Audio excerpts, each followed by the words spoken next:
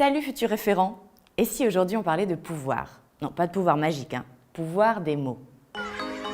Pourquoi soigner ses prises de parole est-il important pour mobiliser ses équipes? Je ne sais pas si tu en as conscience, mais la parole est un super pouvoir. Et qui dit super pouvoir dit super responsabilité. Parce qu'un super pouvoir, si c'est mal utilisé, ça peut faire de gros dégâts. Toi, en tant que référent, tu n'as pas envie de faire de gros dégâts.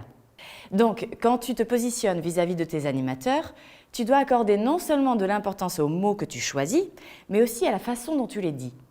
En résumé, pour que le cerveau qui se trouve en face du tien traite correctement l'information, il faut que ton discours soit clair, organisé et structuré.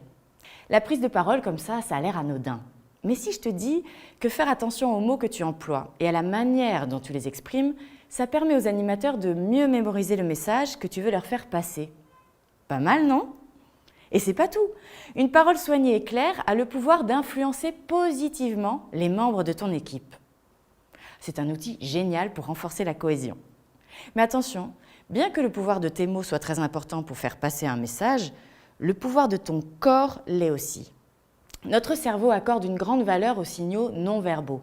Quand je parle de signaux non-verbaux, je fais référence aux expressions de ton visage, à tes gestes, à ta posture et au ton de ta voix. Et oui, par exemple, si tu passes ton temps à tanguer, tu vas leur donner la nausée. Ou si tu ne les regardes pas dans les yeux, ils vont peut-être se dire que le message n'est pas si important. Les signaux non-verbaux sont traités par ce qu'on appelle le système limbique, qui est responsable de la gestion des émotions et des décisions dans notre joli cerveau. Ils ont donc un impact important sur la façon dont nos messages sont reçus et compris par les autres.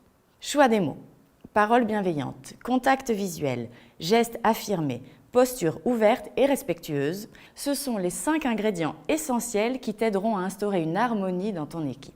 J'ai toujours ça dans un coin de ma tête. Et personnellement, j'ai vu la différence avec mes équipes sur le terrain. Alors je t'invite à y réfléchir et à le mettre en place toi aussi, petit à petit.